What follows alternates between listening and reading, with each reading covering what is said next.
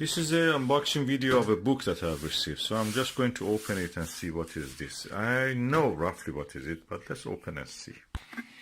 Okay, I've now opened the sellotape and look, a book which is pink. What is this? Cambridge. It's a spiral bound binding, spiral binding. The puzzle. Oh, Interstellarum Deep Sky Guide Desk Edition by Ronald Stoyan and Ove Glan. Oh, that's the book I wanted. It's an atlas. I've ordered this is the Deep Sky Guide. The Deep Sky Atlas I've ordered also. The guide, every page of it corresponds to a page in the atlas. So I wanted always to know how the objects look in the sky actually, because the photographs, astrophotographs, really can be misleading. And I wanted to see how they actually look, the objects in the sky, and if an observer like me draw a drawing of them, how they will look. So this is a good thing for that. Oh, lovely, look. Page after page of drawings and actual pictures. Astrophotographs. Oh, I love this thing. That's the Oval Nebula.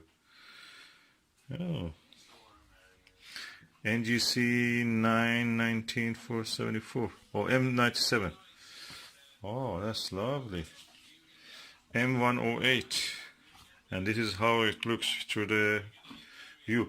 The good thing about this book is that it tells you, let me just look at it and just tell you. It tells you how the object will look and what aperture it will show you. So it's not going like this American telescopes and books, 16-inch telescope. There is more 4-inch telescopes, an 8-inch telescope like a normal Meade or Celestron Schmidt-Cassegrain, and then 12-inch telescope. So you can see here the objects which are visible in this 4-inch telescope, the number of the open clusters, for example, is this amount, 8-inch ones is this amount, and visible in 12-inch ones, which is the Skywatcher SkyMax or FlexTube 12-inch, 30p is that. Yeah, 300 millimeter, yeah. So, really good book in that. This is the desk edition. I heard there's a field edition. They were quite expensive compared to this. I paid around £50 for this. The field edition, they say that if you take it to the somewhere that outdoors and it gets dew covered or gets wet, when you bring it home, just wipe it, it goes dry again. It's kind of plasticky material. But anyway, I'm not going to take these books out. Practical in the dark. What's the point of having a book? You cannot really use a book in the dark.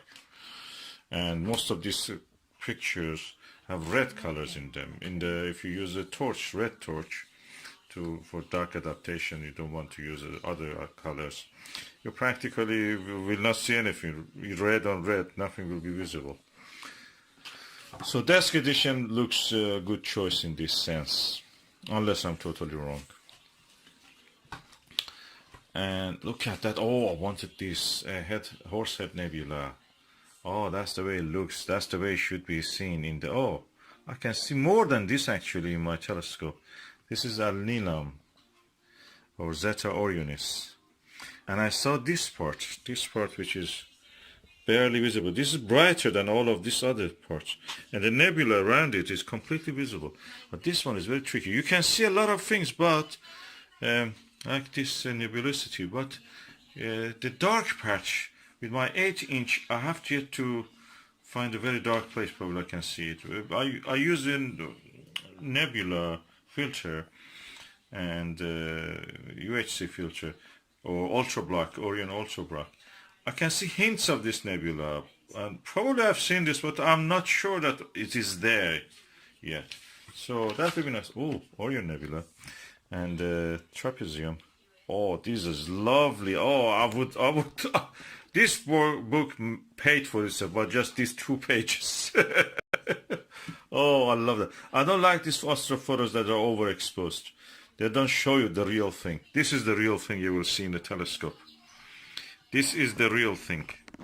This is the real deal.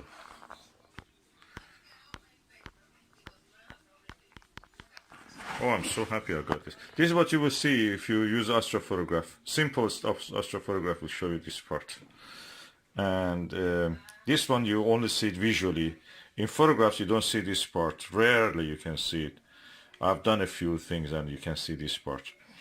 But usually it gets overexposed. And this is overexposed image that you see in the astrophotographs. Of course this is a negative. Positive one will show background is black and the rest of it is colorful. So in a sense, having the visual sketch made by somebody who observed at the telescope and is written what telescope they have used. 14-inch telescope here they have used 200 times magnification. Oh, I love this book. That page for it made my... Oh, Rosetta! That's the way you see Rosetta Nebula. Oh, I was playing with the photograph of the Rosetta today, just modifying with the software. Man, look at this. This is there. This is what you will see if you use the telescope of the... Oh, that's visible in 16-inch. So I don't think you can see all of that in this 12-inch telescope. Well, anyway, number one, yeah, visible in 4-inch telescope, the brightest stars, surrounded by this nebulosity. And Rosetta Nebula also will be visible. Yeah, you can see hint of it. Ring of faint nebulosity. So, that's the must-have for any astronomer. I was thinking about getting the oranometry. I have the Sky Atlas 2000. I have it. I don't need that more than that. I mean, I have also Cambridge's Pocket Atlas. Oh, many other atlases, little atlases. But this is something else. Also, the atlas of this comes to me, and I will show you that one when it arrives.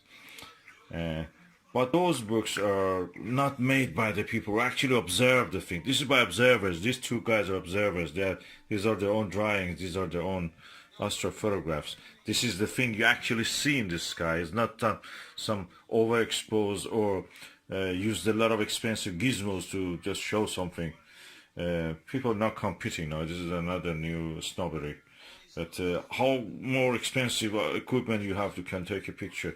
Of course, if you're a photographer, you sell it, that's another issue. But just amateurs, I think it's getting out of hand.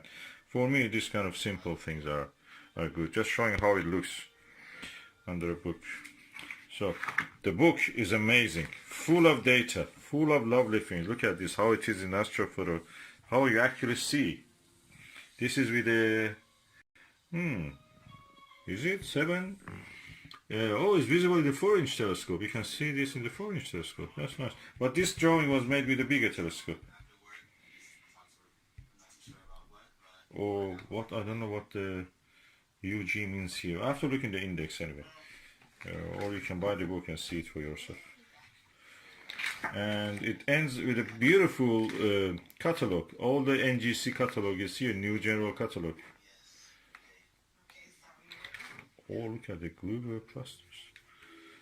Oh, I love the way that it says visible in 4-inch, visible in 8-inch, visible in 12-inch, and challenges for big telescopes, for example.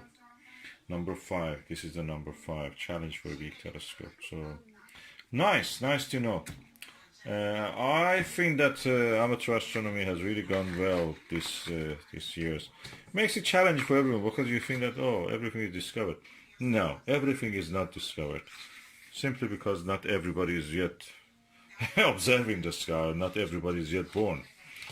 There are many things to be discovered yet. Believe me. I know it because I've discovered things. Oh, by the way, I forgot to tell this about the second hand. First hand book of it is £100 or more. So, damaged is written. So what damage, I don't know, is just leave it here. Anyway, damage for someone, for me, is a new book, and I can use it. This book is new. I think published 2018 or 19.